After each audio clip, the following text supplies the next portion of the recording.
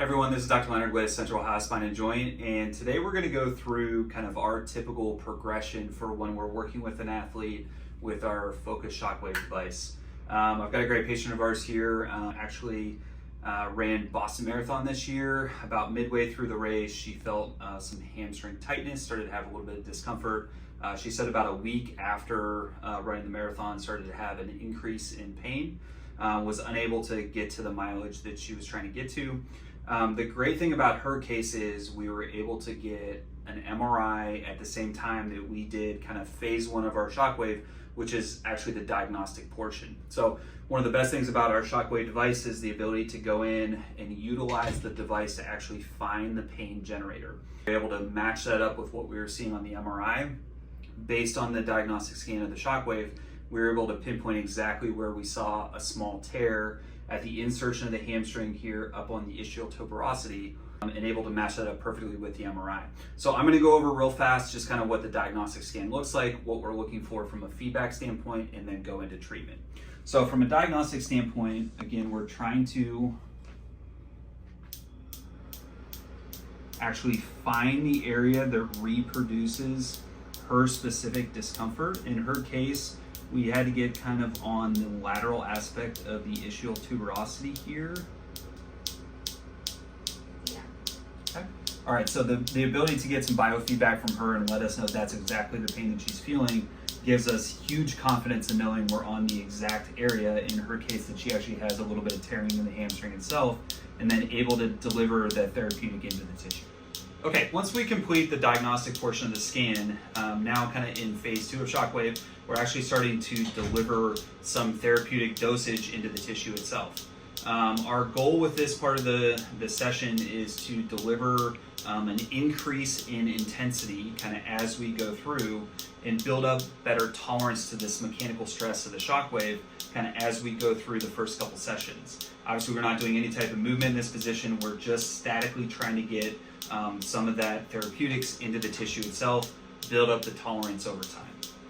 Okay, so in the next phase of our Shockwave treatment, this would be maybe session like 4 through 8 in a case like hers. Now we're starting to introduce some isometric load into the tissue. So obviously we're treating hamstring in this position. We're gonna bring the hamstring into a shortened position.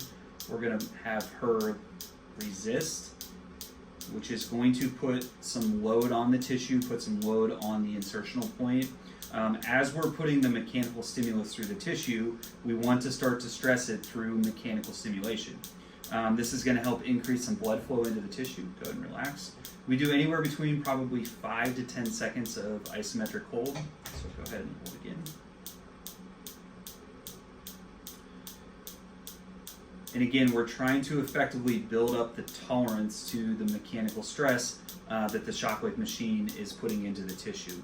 I always tell our patients, like, think of this as like a little mini jackhammer in there. We're trying to build up your overall tolerance. If it's painful or dysfunctional tissue, in the beginning you're going to have a very low tolerance. As we start to build up, the tissue starts to heal, you start to get some regeneration from the Shockwave, your tolerance to the mechanical stress is going to increase. So we increase the intensity and we increase the overall load on the tissue. Okay, in the last phase of Shockwave here, especially when we're working with a running athlete, our goal is to try to emulate their sport as we're delivering some therapeutic to the tissue. Obviously, the demands of running are going to put a lot of stress and strain and a lot of load into this tissue. So at the tail end of treatment, we want to try to mimic or reproduce, some of that stress and strain that she's been going through. So what we try to do is have her go through. We're going to have her go through kind of an active range of motion, active loading into the tissue as we're delivering some of the Shockwave into the area where she had the original injury.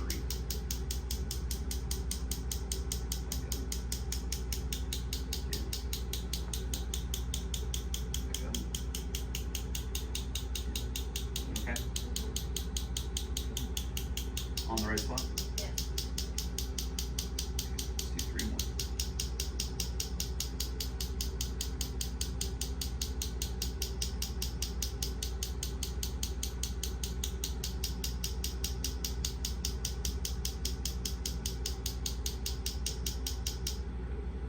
so lastly here, I just want to kind of recap what we had discussed. So when a patient comes in, we kind of break this down into 4 different phases of Shockwave treatment. So phase 1 is going to be the diagnostic portion. That's really when we're trying to figure out, exactly where the dysfunctional tissue is, and then how much power or intensity we can actually get into the tissue.